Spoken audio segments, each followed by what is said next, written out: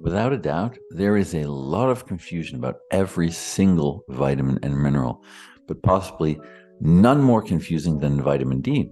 On one hand, it's touted as a salve of sorts, it helps with all these illnesses and diseases. On the other hand, if you do a quick Google search, there are endless articles, media smear campaigns, blogs, videos talking about the dangers and the hazards of vitamin D and potential overdose and toxic effects. But you're here because you want to find out easily in a straightforward way if you're lacking vitamin D, if you need more, if you want to take a supplement, if you need to potentially increase the foods that are rich in vitamin D so you're getting enough. But is vitamin D hazardous? Is there a bunch of toxic side effects? Well, potentially you could overdose on anything. You could easily overdose on Advil, aspirin, Tylenol, and you can with vitamin D as well. But that's only if you're being completely reckless and taking an absurd amount of pills. And according to the latest research, we aren't overdosing on vitamin D. In fact, the National Health and Nutrition Examination Survey, NHANES for short, which is funded by the CDC, I'm going to put this up on the screen for you to see, that found that in adults, so people over the age of 19, over 95% of people were not consuming enough vitamin D. So that means 95 out of 100 people aren't getting enough. So you tell me, is there an overdose problem? I don't think so. I think, on the other hand, we are severely lacking this vitamin. And there are a host of symptoms and side effects when you don't get enough vitamin D. And that's how we're going to determine if you need to take more. There are blood tests that you can do for vitamin D, but I'm going to tell you, like all the other blood tests for other nutrients, they are nearly useless. They're not going to give you reliable and consistent results. The number one thing you need to know when looking at blood tests for vitamin D is that they are testing you for 25 hydroxy vitamin D. What does that mean? All it means is it's unusable. It still must be converted to the usable form, which is calcitriol, which is the vitamin D hormone. That is what needs to get into the tissues and cells to be used by the body. So if you're not converting it, what good is it? What good is that blood test if it's telling you your values of something your body can't even use? The other problem is if you're taking a supplement, let's say vitamin D3 or vitamin D2, you're going to have wildly different blood values. Even if you take, let's say, 1,000 IUs of vitamin D3 and another person takes 1,000 IUs of vitamin D2, your blood values will be wildly different. Okay, the body must convert it to a usable form first. This is what we care about. This is how we determine the health of our body, not through blood, but through the tissues that use the vitamin. Okay, so we want to look to the body. We know very well what happens when you're lacking vitamin D. We know what happens to the cells, the ones that rely on vitamin D to function, for processes to be carried out. If they're not filled with ready amounts of vitamin D, then those processes suffer. And we see that manifest as signs and symptoms in the body. This has been clinically documented for over 100 years. And we know that the end stage is rickets or osteomalacia, the softening of your bones. But what happens before that?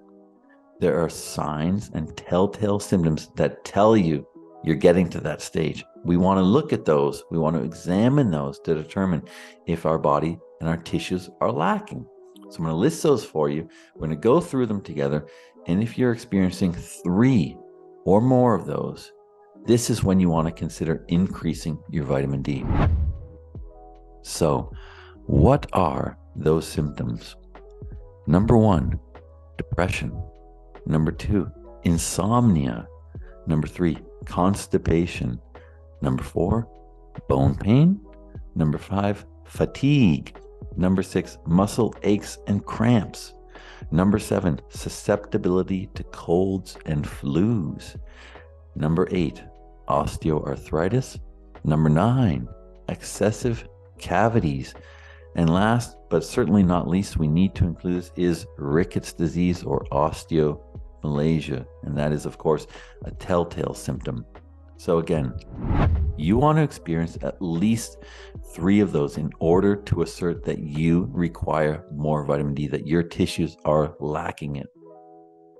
Of course, using one symptom as a standalone is not reliable and cannot be attributed to simply vitamin D. There could be other causes for that one symptom or 2 symptoms.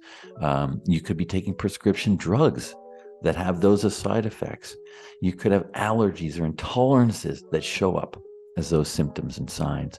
Or you could simply have another vitamin or mineral deficiency that shares similar symptoms. So you want to have at least 3 of those, or this way of testing is not going to be reliable and is not going to be consistent. The way your body manifests symptoms is different from everybody else. You're biochemically unique.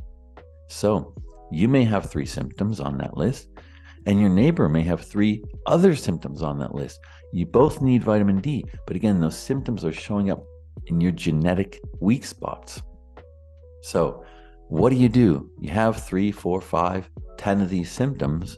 Well, you want to increase your vitamin D, but there's certain things you want to do first.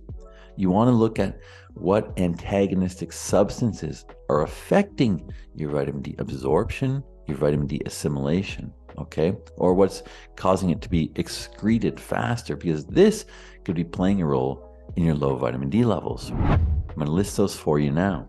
Laxatives. So if you're taking laxatives, this is depleting vitamin D from the body. If you're using mineral oil, that's another one. Insufficient sunlight, of course, because then you're not creating the vitamin D.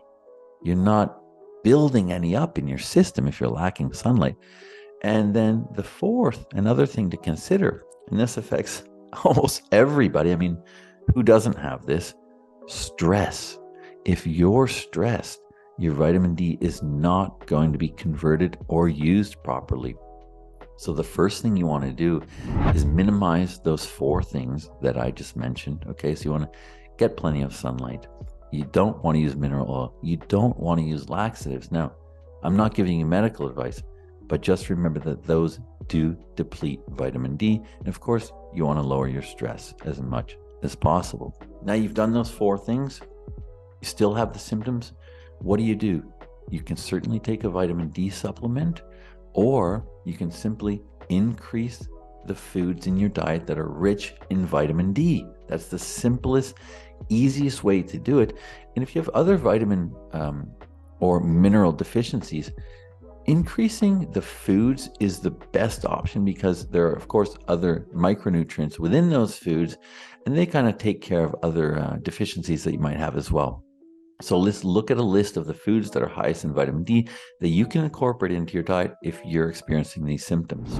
Herring, sardines, mackerel, fish eggs, cod liver oil, egg yolks, beef or lamb liver, cheese, tuna, salmon, and butter. Now, you're a vegetarian, and those are all animal options. What do? There's only one other possible food that you can take to increase vitamin D levels, and those are mushrooms that are actually grown in the sun. So they're able to absorb some of the sun. A lot of mushrooms grow in the dark. They're nightshades. There are some species that grow in the sunlight, and these will have some vitamin D in them. However, it's not a great amount. It is an option for you, but I would suggest probably going with the supplement form. All right, that's all I have for vitamin D today. Hopefully that clears up a little bit of the confusion, and hopefully that gives you some insight into whether you need vitamin D or not without having to go and pay for a useless blood test. Share this if you like it. Check out my page for the other videos and blog articles on every single micronutrient and how to tell if you're lacking, and have a wonderful day.